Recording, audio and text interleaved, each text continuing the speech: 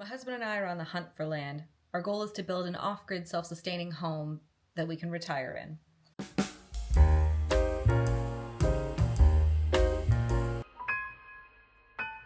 After many years of dreaming about this, we're pretty clear on what we're looking for, and we're actively searching using these criteria. So I thought I'd share some things to consider as you peruse realtor.ca. Maybe it'll help you narrow down what you want. Size. Size can equal sustainability. Will you have enough land to do everything that you intend to? Our primary heat source will be firewood, and I've done a lot of research on how much land it would take to harvest enough wood to heat a home forever using sustainable forest management practices. There's a lot of variables to this, so I'm working with the approximation that around 10 acres of established forest should be more than enough to heat a reasonably sized, well-insulated home with wood indefinitely. For this reason, we are only looking at properties that are 10 acres or more. However, I'm willing to dip a little under if the property touches crown land, which I'll talk about more in my next video. Shape. Shape can mean privacy. I want distance between me and the outside world, so it matters what the shape of the lot is and how far away our future home can be from the property lines. Topography, specifically waterfront. I personally don't care for waterfront. I would love a little meandering creek, but being on a lake that I have to share with other people is a turnoff for me. So what are your deal breakers? Basically, you need to decide what your must-have make-or-break type land features are. Zoning. Can you build? You might not think this applies to you, say if you only plan on camping there during the summer months, but you're going to want to have at least a basic understanding of what the zoning is and really means. For example, realtors don't always tell you if there is environmentally protected land on a property. You can't build on EP. And some lots, they don't even let you park a trailer on. Once you have a list of possible properties, there are a few more things to consider to help you narrow down your choices even further. This is when we're going to bust out some online tools. We're going to start by doing a deep dive of the zoning, and I'll show you what I do to get more information. You're going to need to know the township or municipality of the land and its zoning. If listed by the real estate agent, that's ideal. If there's an address, then you can just do a quick internet search. Otherwise, if the listing didn't include any of that information, you can use the topographical map to confirm the location of the lot, then find the township, and then from there you can sleuth out what the zoning of that lot is. You need to know both the township and the zoning in order to find the appropriate bylaws that are going to apply to you and this property. In the bylaws is where you find out which you can build. Zoning maps and bylaws can be found on the internet. I'm not going to list zoning resources for the townships in Ontario. That would be insane. If it's an unorganized township that you're looking in, you are not going to find any zoning or bylaws. That's because there's no overseeing government to issue them. So you do not need to submit for building permits. There's nobody coming to inspect, but you do still need to build to the Ontario Building Code. I'm going to make that abundantly clear in my last video of this series where I deep dive unorganized townships, which I strongly recommend you watch if you plan to build on one. I do want to mention one point here in regards to zoning. If you see an H beside a property zoning, it is likely a holding symbol. So it's possible that you won't be able to do very much with that land until that hold is lifted. It could be something like the township is just reevaluating the current zoning, or certain municipal services have to be in place before any development of that land can happen. Again, realtors might not always be knowledgeable about these things or forthcoming, so do your own research. Once you found your property and you know you can do everything that you want, pin it on Google Maps and zoom out in satellite view so we can look for the following. Potential pollution. We're looking for things that can impact the quality of your land and consequently your health, such as adjacent farms can lead to groundwater contamination via pesticides and or manure. Mines can poison the ground, water, and air. When you're in Google Maps, you can typically see the name of the mine. If you just zoom in, you can search that yourself on the internet and find out what they mine. Take a look at how that impacts the environment around you. You do have to do some research on these things. Dumps, auto wreckers, waste management businesses. There's a potential for groundwater contamination and ground contamination.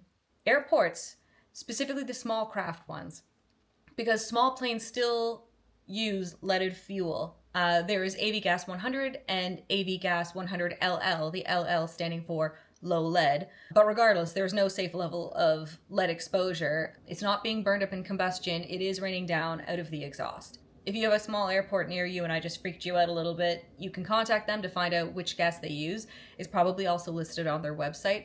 But I used to live under a flight path. I did for my entire teen life. It's not a death sentence. It's just something you might want to be aware of. Light pollution. I can see about 5 stars from my backyard in town at night, and I hate it. I live in a town of about 40,000 people outside of a major metropolis. Seeing the night sky is huge for me. This is a light pollution map for Ontario. I'll post a link in the description if you want to check that out yourself. Noise. It's a major pet peeve of mine, having to pause a conversation because someone with an exhaust leak is driving by our little old house. So look out for proximity to major roads, recreational trails. Also take a look at your closest neighbors. Look for trails cut into their land surrounding your property. They may be driving a four-wheeler or snowmobile around their lot, which is fine, but it can be annoying if you are after tranquility. Plus, look at the condition of their land. Not to stereotype here, but if there's a bunch of old cars and a bunch of trash and debris strewn about their lot, you might be dealing with a redneck, and rednecks can be loud. Proximity to amenities. Because I know we want to grow old in our future home, it's important to me that there are certain amenities within a reasonable distance. For example, a hospital, grocery stores. We want to make sure that the roads that lead to our property are maintained, and also that it wouldn't be unreasonable to connect to the power grid one day. We have to consider whether our 80-year-old selves are going to want to have to rock a massive veggie garden every year, or clean off the solar panels every snowfall, or continue to process and chop firewood as our primary heat source. We may not care about or even want these things right now, but the option is to be there for us. Once you've put your potential properties through the ringer, call the listing agent and ask to walk the land. You can do a lot with a computer, but there are things you just won't know until you see that land with your own eyes. All right, so I'm going to take you through finding an actual property, just in case you have never been on realtor.ca. It's my go-to. So we're going to start with just picking an area that you know you like and putting a search in for it. I like to start in Arnstein, Ontario, because I'm weird like that, and I'll explain it in a different video. But anyway, you're not going to see much in Arnstein. It's a small town.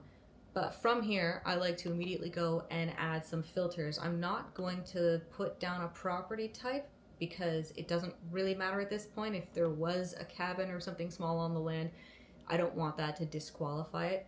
I don't need a min price, but I will put a max price of 200 on there. I'm not going to put beds or baths because realistically I am looking for vacant land.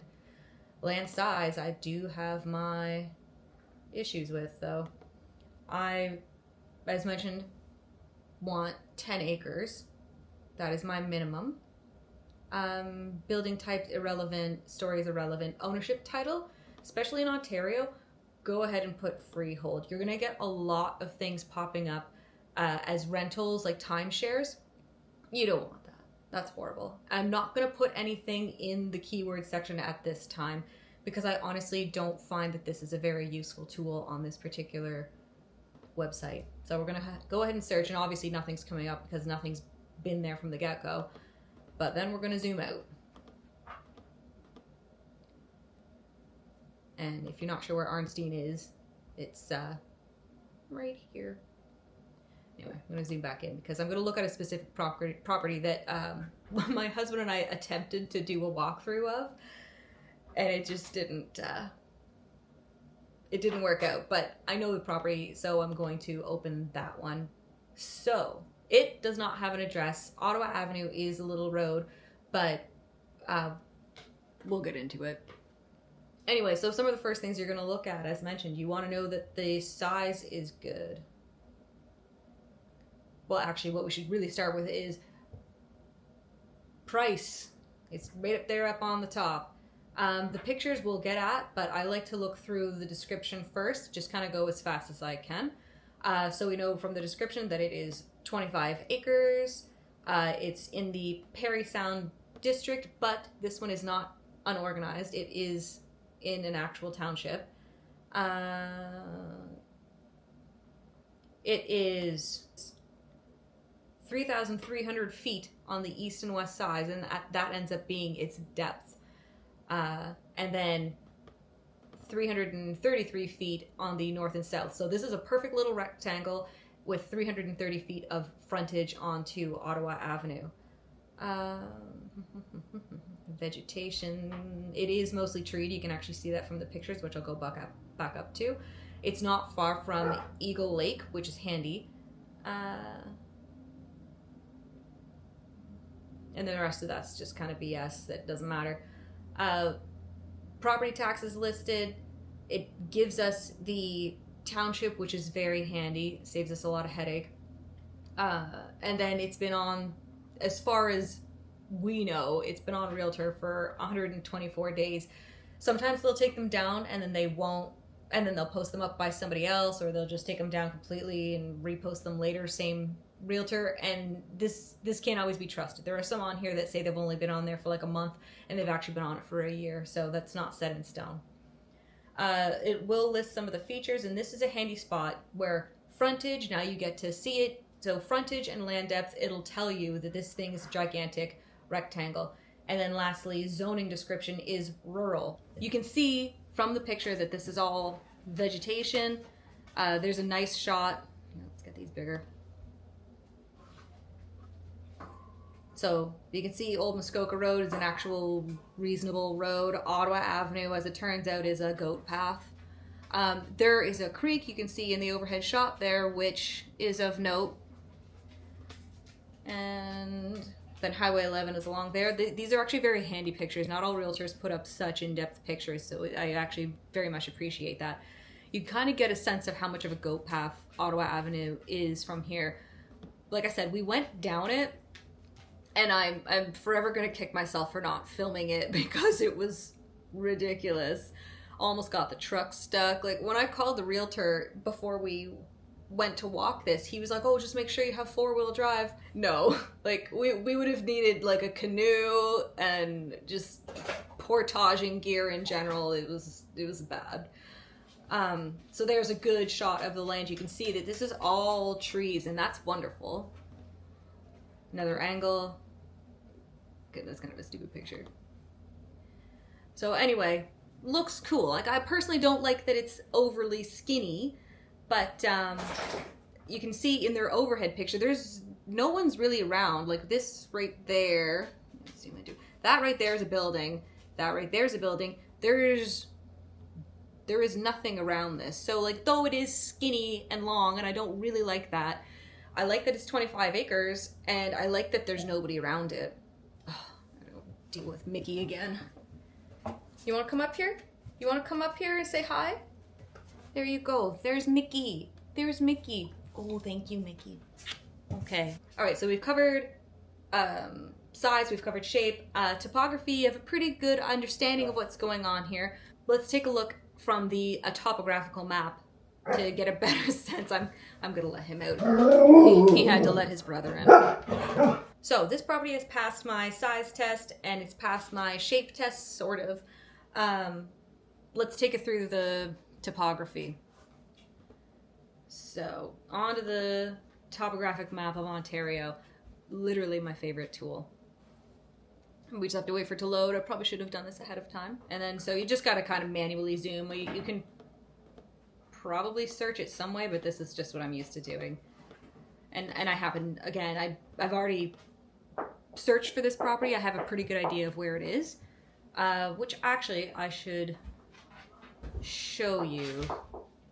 So on Google Maps, we can, because there's no address to this one, we do know that it's on Ottawa Avenue in, Perry Sound District. That works for me.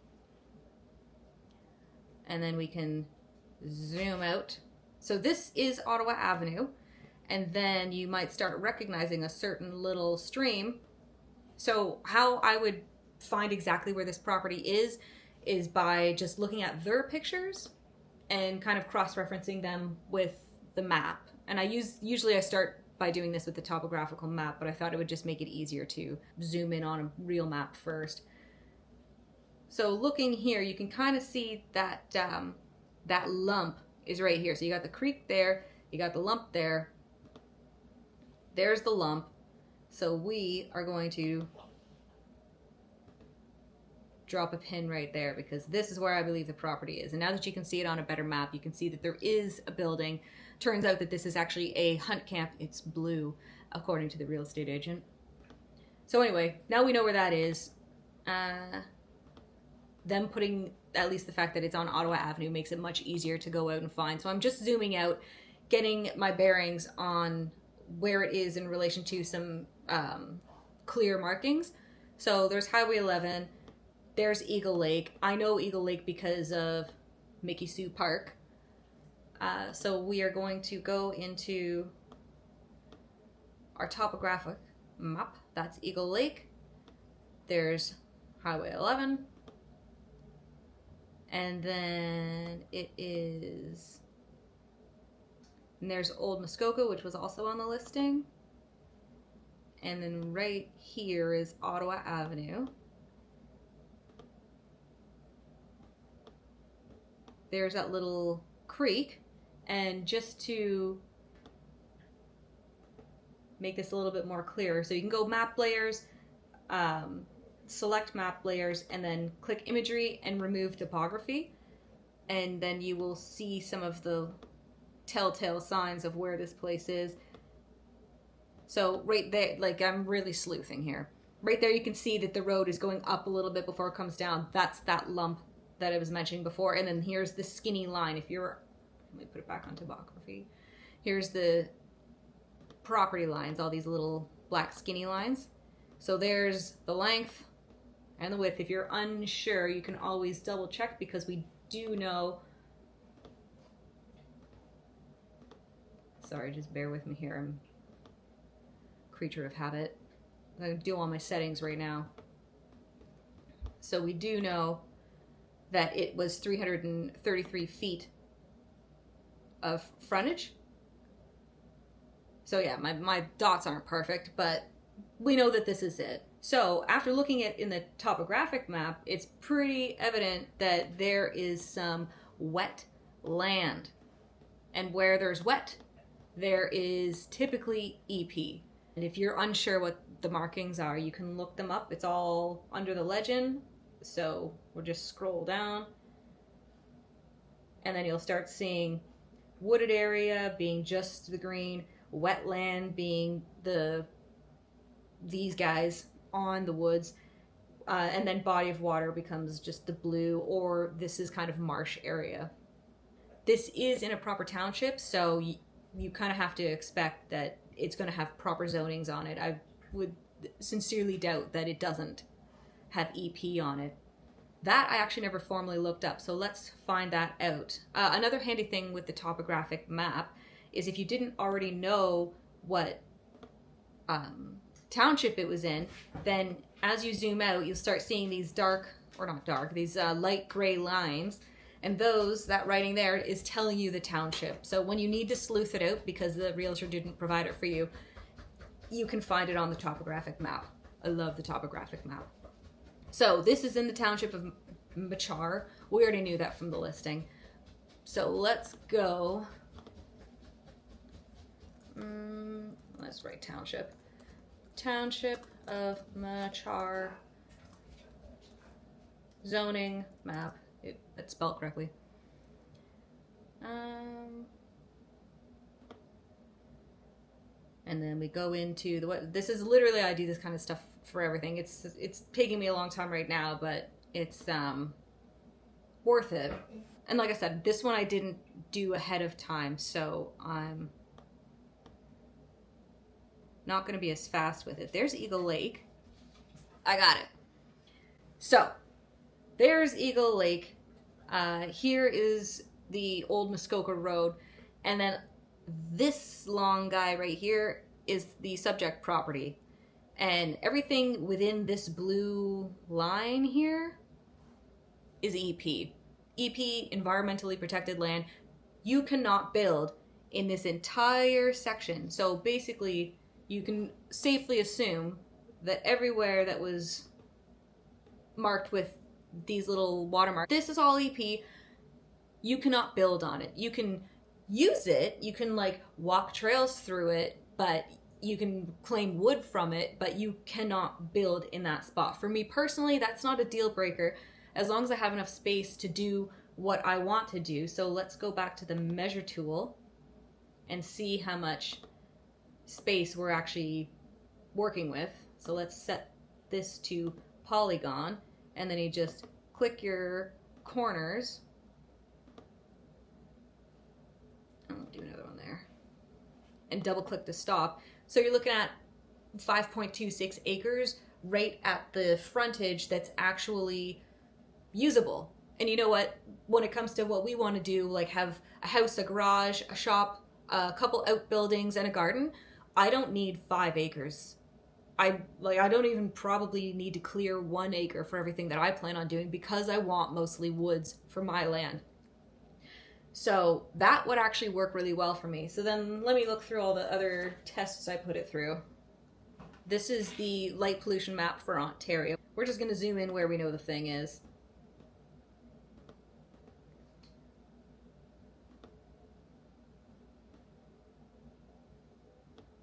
So, like, it's in this general neighborhood. It's in kind of like the teal color. It's in like a pale teal area. The brighter the colors are, the more light pollution there are, the more non-existent any color is on this map, the darker it's going to be. So this is reasonably dark considering when you look at Toronto, it's basically like white hot.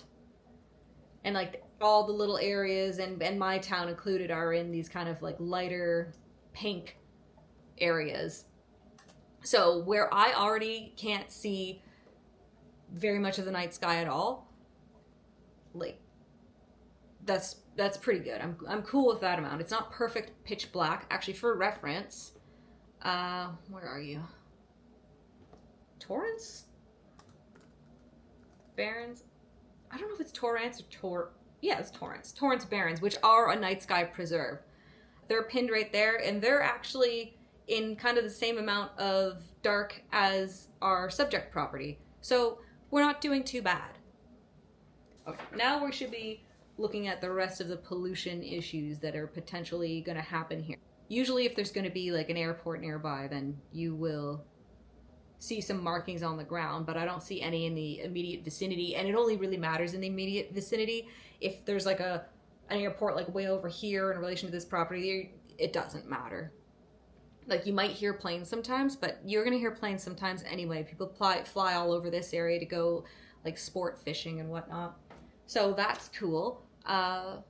Farms, you can always tell a farm from the aerial view because they're patchwork. They look like a quilt. These farms are so far away from that lot, it's kind of irrelevant, except when it comes to this stream. There's potential for runoff in the stream, but you're not going down to the stream and drinking it. So it's not really a concern. Mines, again, I don't see any in this immediate vicinity, and you don't need to go very far out to look for things like this. Like, if you're immediately across the road from the farm, there might maybe be a concern. If you're immediately across the road from a golf course, that might be a concern, because, like, again, with pesticides. Yeah, we actually look pretty good in this one, and I don't see any dumps. I actually don't know where the dump is in this area, but I know there is one. But typically those kinds of things would be also labeled on the map, so we're doing well. Noise, this actually would be pretty quiet. Eagle Lake is not a very busy road, and the highway is pretty far away. It would be relatively muffled. I doubt you would hear much of it. Let's find close amenities. So we're going to go press anything nearby, and then you can write grocery store. So yeah, there's Fresh Mart that is, well, that's set to walk, and if you want to walk it, it's going to be 1 hour and 5 minutes, but if you're going to drive it, 7 minutes. There's a Foodland in Sundridge, which is just down the way, and that is a 12-minute drive away, so you're golden. Hospital. So North Bay's got one, 48 minutes, that checks my box. Sounded dirty. 42, even closer in Huntsville. That's going to be far, that one. Go away. Yeah. 1 hour and 7, too far. And then when it comes to the power grid, this is something you just kind of have to eyeball. As it so happens, when you look at the listing, and they have pictures of their property here, there are power lines. Somebody has run power down Ottawa Avenue for this stretch of it. So that is a handy thing for a future me problem. All right, so this thing, like I said, it was when I was looking at it, I was like, yes, it's a little skinny, and like there is the one hunt camp neighbor, but when it comes to the lot, you've got all that 5 acres there, then you've got some EP that like nobody's going to be touching. From the subject property, which is here, to Old Muskoka was like 1.2. So I was like, you know what? Like 1.2 kilometers of having to kind of touch up a road, we can absorb that because the price of this listing is actually quite affordable. So this property, even though it didn't fit all my requirements right off the bat, like it wasn't perfect, it was something that I considered worth seeing. So again, called the real estate agent, asked if we could go visit it, and then we tried driving down. So we drove down Ottawa Avenue, and around here, this is the last house on Ottawa Avenue, and then around here it becomes a little sketchy, and then around here it becomes like grass, but really tightly packed in. It was like we would have tried to pass it because the real estate agent did say that as long as we have 4-wheel drive, we'll be able to do it. And I said, we have a truck, and he's like, go for it. But in this area, and I see now that there's something up here, so it was probably, that's where they were going. People had just parked in the path, and it was not passable. Again, kicking myself for not taking video or at least pictures of it, but you can't get around. You can't even hardly walk around the cars. This little path of Ottawa Avenue was so tight. So we're like, no big deal. Let's go out. Let's go drive back all the way up onto the Eagle Lake Road and get around down to Muskoka and try from the other side. And that is what we did. Or tried to. We probably, my pin disappeared, but it's right here. So anyway, we drove all the way around, made the turn in, which was sketchy at best. And I don't know, we probably made it maybe this far. And it was just water. Like a creek just took over the whole road, and the little road was no longer existing. So we had to back out, and we never actually made it to this property because it was impassable. And being able to drive to the property is like number one. If we can't get there, then it's not going to work for us because we do plan on building. And like I said, was willing to do a bit of road work, but like putting in like a whole full culvert system, no. So that one was, we had to give up the dream of that one. So back at the listing, we know that the township is Machar, and we know that the parts of the lot that are usable down here and up here are RU. So knowing that, knowing that, we can go out and find Machar zoning. And you're going to be looking for the bylaws in this case to see what you can build. And keeping in mind that that property has a bunch of EP on it, there will be setbacks that you can't build a certain amount close to that water. So, no, this time I want the actual, yes, I want the full bylaw. And this is tedious, but that's okay. So you can kind of like poke through and read some of these things. So we're just going to beeline to page 34 and find out what we can do in a rural zone. So nobody in a rural zone can use the land other than these below listed uses. So an accessory apartment, okay. Farm and farmhouse, blah, blah, blah, blah, blah, blah. A hunt camp, which is awesome. And this is what you're mainly looking for if you're somebody who wants to build, is a single detached dwelling. So for your single detached dwelling, there is a minimum lot and minimum frontage and all of that. There are conditions. So minimum lot area 2.5, doable. Minimum lot frontage 295. We already know that it's 330. Bonus. Front yard, who cares? We're not there yet. Lot coverage is not applicable.